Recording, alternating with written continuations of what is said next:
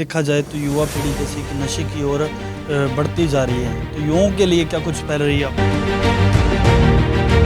खुद से यहाँ हाईवे पे 2.5 बीघा ज़मीन हॉस्पिटल के लिए दे दी। बाकी राज्य सरकार ताबड़तोड़ कार्रवाई कर ही रही है। नमस्कार, रॉयल पत्रिका में आपका स्वागत है। मैं हूं आपके साथ निशांत सतराना। लगातार हम आपको ग्राम पंचायतों से रूबरू करवा रहे थे, क्योंकि मुखिया चुनने के बाद भी कितने विकास हुए हैं, कितने अधूरे हैं। लगातार आपको आज एक ऐसी शख्सियत से मुलाकात करवाने जा रहे हैं जो लगातार लोगों के दिलों में बसे हुए हैं। लगातार 20 सालों से कह सकते हैं कि लगातार सरपंच पद पे विराजमान हुए हैं। जी हाँ, आज खास मुलाकात में हमारे साथ जुड़े हैं राठौड़ साहब। इनसे ही जान लेते हैं। सबसे पहले तो सर पूरा परिचय जानना चाहूँगा। मेरा नाम है देवेंद्र पाल सिंह राठौड़। पुराना गांव है चूरू ज़िले में हरपालसर। और मैं वहाँ लोया कॉलेज में BSc करने के बाद यहाँ आ गया, खेती करने लग गया। और 95 में मैं पहली बार इलेक्ट हुआ था। और उसके बाद 2005 में 10 तक रहा, 10 से फिर 15 तक रहा, 15 में फिर SC महिला आ गई और फिर 20 में मैं फिर चुनाव जीता। तो बात करें लगातार सरपंच साहब, जैसे कि 4-5 योजना में आप लगातार सरपंच रहे हो, तो ऐसे कौन से काम थे जो बांडा कॉलोनी के लिए होने थे जो आपने करवाए? मेरे ख्याल से मुख्य काम तो सारे हो गए। जैसे कि GSS का निर्माण मेरे टाइम में हुआ। और बाकी ये सड़कें वगैरह सारी बन गई, हॉस्पिटल बन गया, 2.5 करोड़ का लगभग हॉस्पिटल बना है। उसमें भूमि की उपलब्धता नहीं थी, तो मैंने मेरे खुद से यहाँ हाईवे पे 2.5 बीघा ज़मीन हॉस्पिटल के लिए दे दी और उसमें हॉस्पिटल का निर्माण हो गया, कार्य भी स्टार्ट हो गया। बिल्कुल, तो मैं ये भी जानना चाहूँगा। PSC था।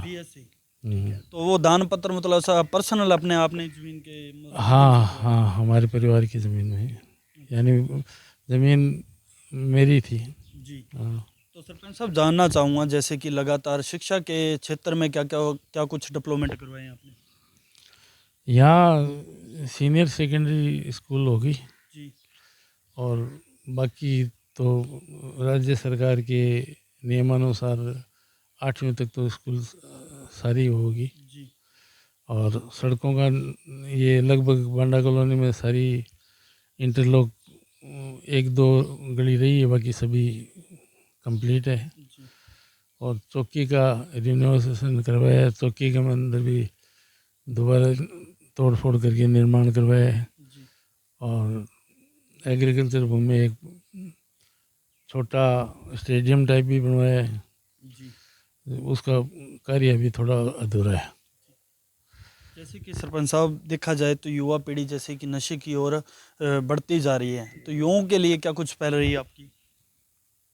बुलाते हैं, उनके परिवारजनों को बुलाते हैं, जी। समझाते हैं। जी। जो नशे के आदी है उसको उनको भी समझाते हैं। जी। और बाकी राज्य सरकार ताबड़तोड़ कार्रवाई कर ही रही है। नहीं, जैसे कोई जिम वगैरह की कोई ऐसा? जिम हमारे ऑलरेडी है जी। सोसाइटी में, जी। उसमें भी जाते हैं बच्चे, जिम भी है। जी। तो सरपंच साहब एक बात और भी जानना चाहूँगा, जैसे सड़कों से लेकर आवास क्या क्या कुछ रहा आपका? 4 योजना में आवास के कितने मकान आपने जो कि बनवाए हैं? लगभग 200 आवास बन चुके हैं। जी। काफ़ी। संपूर्ण हो चुके हाँ, 200 के लगभग संपूर्ण हो चुके हैं, बाकी बकाया भी काफ़ी है अभी। हैं। जी, शौचालय वगैरह क्या का कुछ स्थिति रही? शौचालय मेरे टाइम में नहीं बने, पहले। अब मेरे टाइम तो थोड़े बहुत है, कोई 30-40 बने हैं, बाकी पहले बन चुके थे। जी। नरेगा की बात करें तो सबसे महत्वपूर्ण भूमिका रहती है नरेगा की, क्योंकि नरेगा में क्या कुछ रहा सर आपका, और नरेगा में किस प्रकार आपने मतलब जो काम करवाए हैं? नरेगा में ये कच्चे काम होते हैं, पक्के पक्के में हमने खाड़े भी निर्माण करवाए, 20-1 मुरबा खाड़ा भी बनवाया है जी। पक्कों में। और अभी 3 मुरबा भी और बनाए हैं। जी।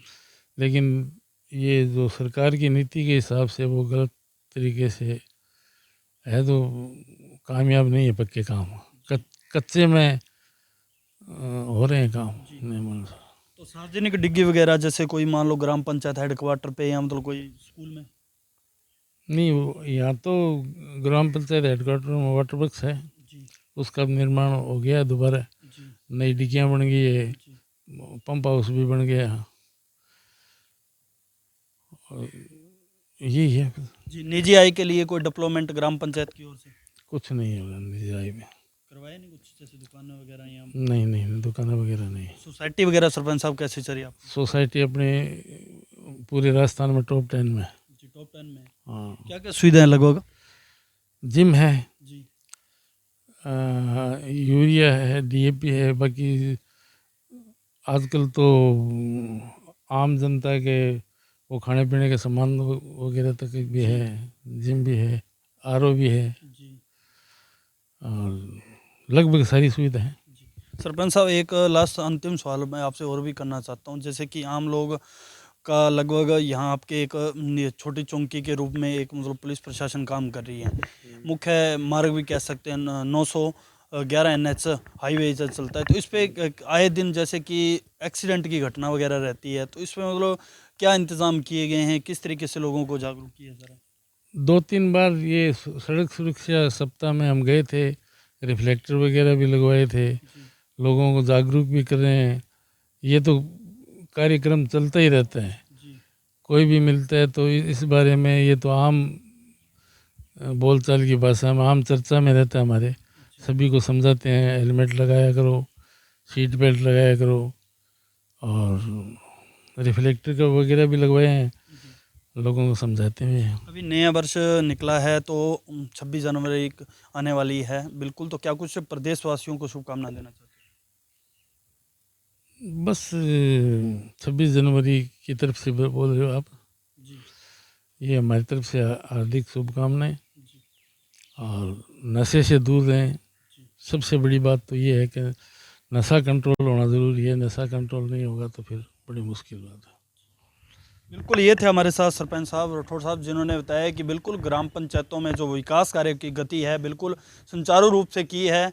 बात करें पेयजल से लेकर तमाम जो ग्रामीण क्षेत्र की समस्या होती है तो बिल्कुल इन्होंने निस्तारण करवाया है अपने कार्यकाल में। और रही बात नशे से दूर करने की अपील है, क्योंकि आज अनूपगढ़ क्षेत्र एक नशे का गढ़ बनता जा रहा है। लगातार बांडा कॉलोनी की बात की जाए तो अपराधियों में बिल्कुल भय है और जो आमजन में विश्वास है। लगातार सरपंच साहब का प्रयास रहता है कि युवाओं को नशे से दूर रखा जाए, ताकि आने वाले भविष्य जो कि उनका सुधरे और जो आने वाला भविष्य है बिल्कुल उज्जवल हो।